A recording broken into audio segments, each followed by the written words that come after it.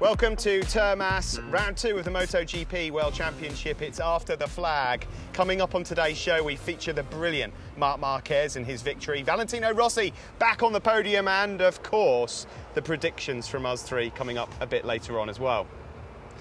So here we are then, myself, Steve Day, Simon Crafar, Matt Birt, to round up what happened today. Which way did he go?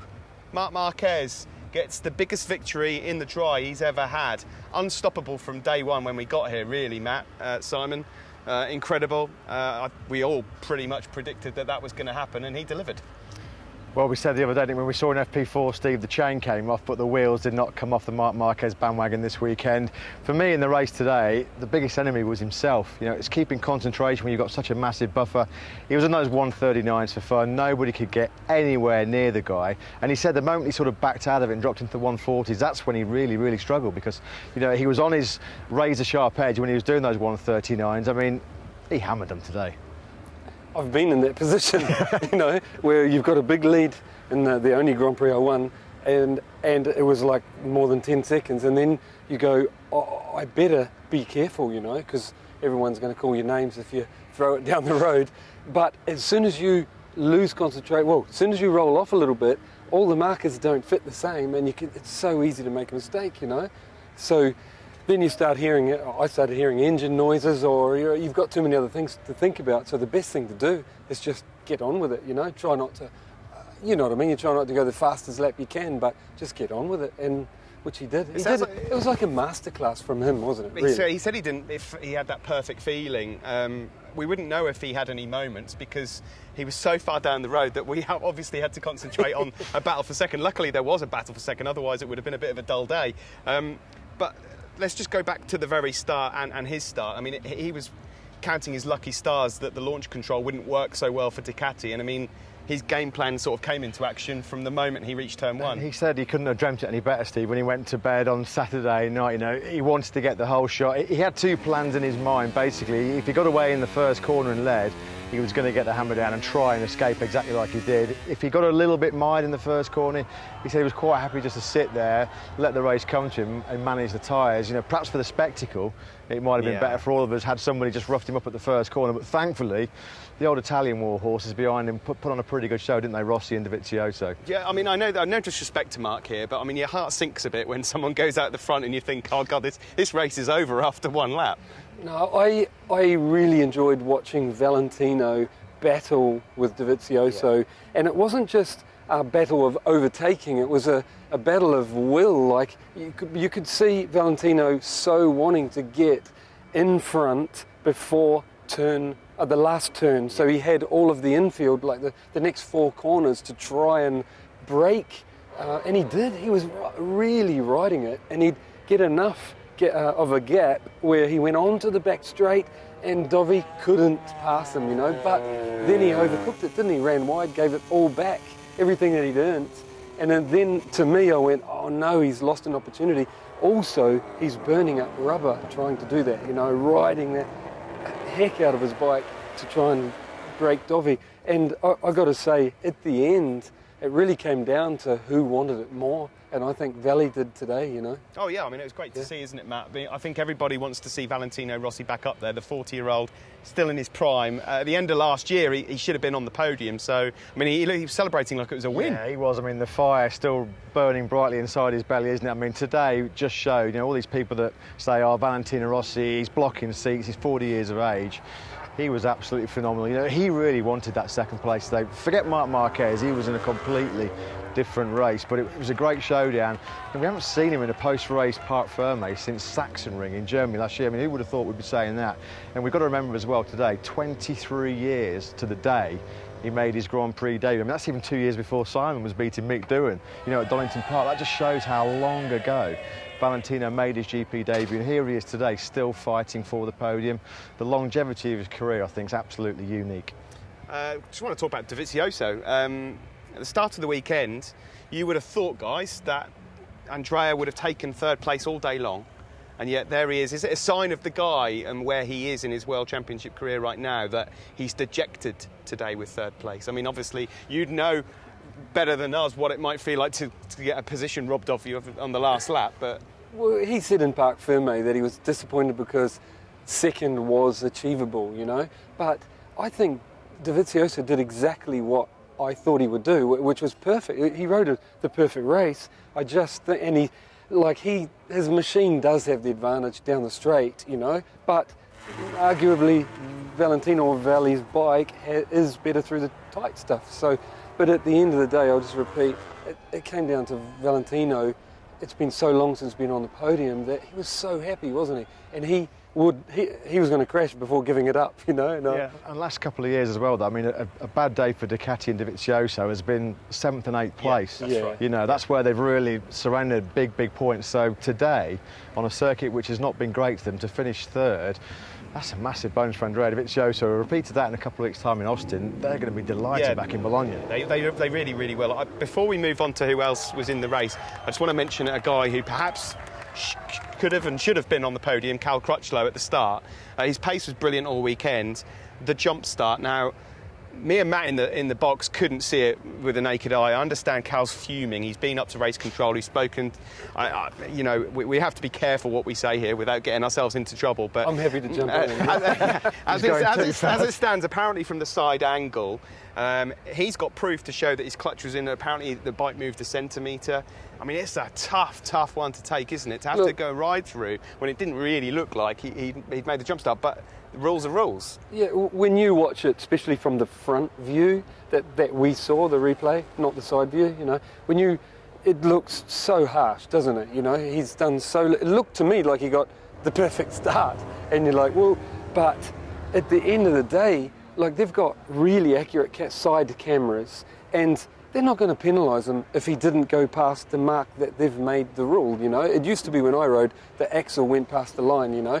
And whatever that rule is, they're not going to give him a penalty if it wasn't. And the thing is, they can't change the rules mid-season. If you need the rule to be lighter than that penalty... See, for me, it's all about advantage.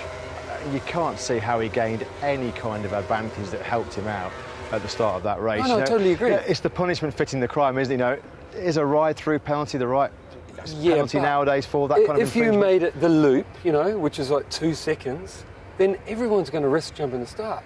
You know, right now, you do not want to risk it. It was clearly not intentional from Carl, you know, but because otherwise it's not worth the penalty. I think we could probably talk about this for the entire flag show. Maybe we'll resume this in... Knowing Cal Freddie Spencer's ears are going to be burning until about Phillip Island now, aren't they? After that which is good, because maybe they'll get the rule changed a little bit lighter, but it can't be as light as that ride through. It has to be somewhere in between, you know. But it'll be next year, won't it? You can't change it this year. You can see why he was so upset, though, can't you? If you look at the time he lost in the pit lane, 25 seconds. If you take that off his race time, he's comfortably ahead of Rossi and Andrea Dovizioso, which would have made me look really smart, actually, after the predictions. Oh, yeah, well, we've got the predictions coming up later, but we'll find a little bit more out about that later. OK, the battle that went on a bit further behind. Jack Miller finished 4th. He was a busy boy today. He was up into the podium positions at one point, he really got his gloves off. I mean, it was brilliant. Great battles between him, Jack Miller, Franco Morbidelli. He had a brilliant race, but then obviously a little bit of a mishap at the end with Maverick Vinales. I can't imagine he's the most popular guy. No. So let's just analyse, guys, who you thought stood out in that second group. They were the 2 rides of the day, wasn't it? Jack and Morbidelli. I would have to give it to Morbidelli because it's his first... Even though he's in the gravel trap. Yeah, I know, but until that incident, you know, he rode amazing, didn't he? He was like, wow, he was giving Valentino a hard time. And... he's got a lot less experience, you know, in this class. It's only his second. He's had just over 1 year. Yeah. And so I reckon Magic, the thing is, it's so easy to get in a little bit hot. You saw Valentino do it. You saw a lot of people do it this weekend. And he did it, but somebody was there, so he touched him, you know. And we can't forget Alex Rins either. Yeah, I just forgot about that. 16th to 5th. So. I was going to say, my man of the second group, Steve, was actually Alex Rins. I mean, a shocking Saturday. I mean, like FP3 and Q1 were just a total write-off. He's got to get that sorted out because you can't be starting from the 5th or 6th row every week and expecting to be fighting for the championship with Marquez and Dovizioso. But kudos to him, you know, to fight through. We know how hard it is to overtake in Termas, especially when you go offline, to come through the pack like he did. At one stage, I actually thought, you know what, Alex is going to reel in Dovizioso and Rossi. He might fancy a crack at second place, but maybe he ran out of rear tyre. But He's right in the mix again, 9th successive top 6, but he's got to turn up on a Saturday. You mentioned in commentary about how Rins is able to keep his tyre going. I mean, has he cost himself 2 podiums based on 2 bad Saturdays because of the qualifying? Suzuki are not going to be happy, are they? Because they're throwing away really good race positions by terrible Saturdays, you know, and they've got to find out what the problem is. But it's not unlike the reverse of Vinales, you know. They're not going to be happy. They're getting amazing qualifyings, and what's happening on race day? Neither of that crew's going to be happy. Quick shout out to Miguel Oliveira. We all agree he's had a brilliant day and brilliant weekend. Probably rider of the day in many ways if you can't give it to Marc Marquez. Got to go to Maverick Vinales though. What is going on? I mean, it was bad enough in Qatar. Today, that was a really, really poor start. Let's be honest about it. Maverick? Yeah. Yeah. You visibly saw everyone else shoot off, and he at half the speed. There was even a little bit of jump, like pumping from the front, like the clutch was going in and out. It didn't go well. He gambled as well, didn't he, on the soft? So I mean, he had to get out front. He went with a soft front tyre. Specific intention was obviously to try and get a good start. He said he was going to be aggressive off the line. He wanted obviously to try and disrupt Marquez's rhythm, but like Qatar, Steve, the moment the lights went out, forget it, it was game over. He never looked like he was going to get back in the podium battle. Really unfortunate at the end there when he got clattered by Franco Morbidelli, but it's almost like you feel like it's back to the drawing board in many respects for Vinales, because whatever they're trying to do, it's not working. You know, in practice and qualifying, pole position in Qatar, front row here, when he can run his own rhythm and his own pace and his own lines on the circuit, he's super, super quick. But get him in a race where he can't carry the corner speed, he hasn't got the power coming out the corners, he just looks really, really vulnerable. And to be fair, you know, today, Valentino really kicked his butt. You know, and these are people who think that Vinales should be the #1 rider in Yamaha, the guy that they should be looking to. Come on. Matt said it perfectly, and I'd summarise by saying both again. Suzuki with the Rins, Yamaha with Vinales are got to be not happy because both of those riders are not achieving the potential. You know, they can do so much better. Okay, well, I think it's about time that we have a look at these predictions that we give on a Saturday afternoon. Let's have a look and see what all three of us said here last night. He's looking a bit happy. Not as happy as me. My predictions for Argentina have changed about 5 times in the last 30 seconds. I don't know if it's going to be dry or wet, but I'm going to go for Marc Marquez anyway to win. He has the best pace. I was going to put Cal Crutchlow in a second, but I don't know what's going to happen tomorrow. I'm going to go Andrea Dovizioso second, Valentino Rossi third.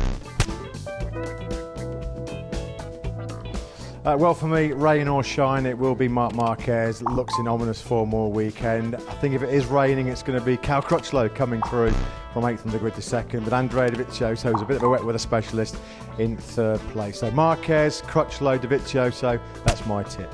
Fingers crossed. My predictions are Marquez, Dovizioso, Rossi. But if it rains, Petrucci will be there as well. Well, as you can see, I had a much better weekend than I did in Qatar, which went horrendously wrong. Simon, we both got the right 3 riders. I'm really proud of us for that. I'm proud of my get. Although that move at turn 7 has cost us. Apparently, my colleagues here at Dorna, behind that camera, are telling me that this guy has won because he got Marc as the winner and Dovizioso correctly placed as third. More points. But Cal was second. Hey, look, here's the world's smallest violin playing just for you guys. Come on. The thing is, the reason I'm pleased with our predictions is 1 lap earlier we would have been right, and I reckon 1 lap later we would have been right as well. It was so. Yeah, but don't forget that I said Marquez to win and Crutchlow to be second. If it wasn't for that jump start, he would have been. Yeah, but he would have been. It would have been a. I'll have had a 1-2. Well, okay, granted that Rossi would have been third. If Rossi hadn't overtaken Dovizioso, we'd have won. Why are you so bitter about this? Just admit the better man won. Let's roll on to Austin. Shining through there. Yeah, okay, all right. Well, Matt apparently wins. If it makes you feel better, you can have it. Right, just quickly previewing Austin. We're there in a couple of weeks' time. Can anyone realistically stood here right now see past Marc Marquez winning? Absolutely no. Unless Marc makes some kind of error or he crashes or makes a mistake. That guy, loves the circuit of the Americas so much. It's tailor-made for his aggressive riding style. Left-handers, his dirt track background. It's going to take something out of this world to beat him. I can't see anybody getting near him. So for the neutral perspective and viewers at home hoping we're going to have a close championship, we're going to have to wait till Europe then.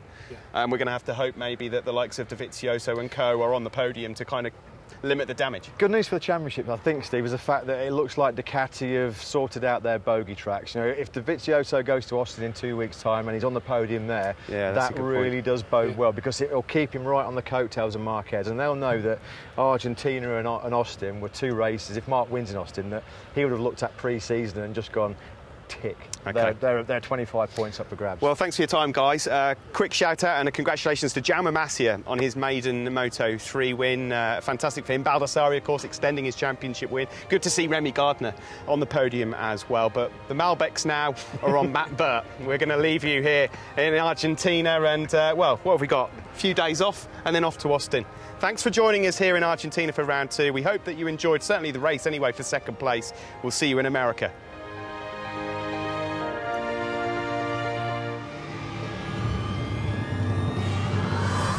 The lights go out and it's a blistering start from Marquez. Valentino Rossi's 3rd place now. He's having a look, he's having a look. He sits up Dovizioso, the crowd here go wild. Marquez crushes the opposition in Argentina. He now leads the 2019 MotoGP World Championship, heading to Austin in 2 weeks' time.